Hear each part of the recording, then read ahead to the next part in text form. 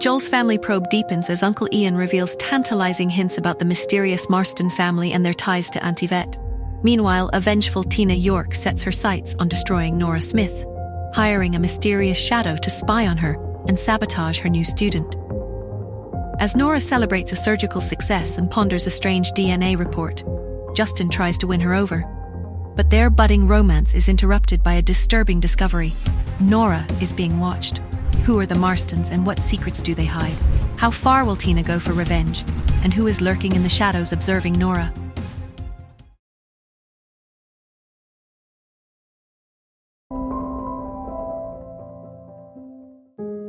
The realization that I was being watched hit me like a physical blow. That brief, blinding flash from the parked car, the figure quickly pulling back into the shadows. It wasn't paranoia anymore. It was real. "Who's there?" I called out, my voice clear and sharp, cutting through the hum of the city. Silence. The parked car remained still, its tinted windows offering no glimpse of its occupant. The figure, if there ever was one, had vanished. He was good, too good. I pulled out my phone, my fingers jabbing at his number. The moment he answered, I didn't bother with pleasantries. "Justin," I said, my voice tight with accusation. "Are you having me watched?" His low voice was calm, almost too calm. "Nora, what are you talking about?" "Don't play innocent," I snapped, my anger overriding my usual caution. "I know someone is following me. Someone just photographed me. Is this your idea of protecting me by invading my privacy?" There was a beat of silence on his end. "Nora, I promise you I'm not having you watched. Not like that. Not now." The emphasis on now was subtle, but I caught it. "If someone is following you, it's not my doing. But I will find out who it is. I will protect you." His voice hardened. "Tell me everything. Where did you see them?" I hesitated. Despite my anger, there was a genuine note of concern in his voice, a raw protectiveness I couldn't deny. And his denial felt authentic for once. "A car, near the university. A flash, a camera lens." I briefly described the figure. "Understood," Justin said, his tone grim. "I'll put Lawrence on it immediately. You're safe at the Anderson mansion, right? Don't go anywhere alone for now. I'll send extra security." A reluctant sigh escaped me. "Thank you, Justin." As soon as I hung up with Justin, I immediately dialed Solo's number. There was no time to waste. "Solo," I said, my voice low and urgent. "I need you to pull out all the stops. I was just approached by someone taking photos. A professional. I need to know who hired them, and I need to know now." "Understood, Athena," Solo replied, her tone instantly businesslike. "Any leads? Description?" I quickly relayed what I'd seen. Solo's voice held a rare note of surprise. "All right, I'll get right on it. Be extra careful, Athena." Meanwhile, at Chester's apartment, Pete and Cherry were huddled in front of a whiteboard covered in colorful, elaborate diagrams. Operation Happily Ever After. "Okay," Cherry declared, pointing with a marker. "Phase 1, the pizza date, was a bust. Mom's busy, Dad's confused. We need something more direct." Pete nodded gravely. "Mommy said she needs a new challenge.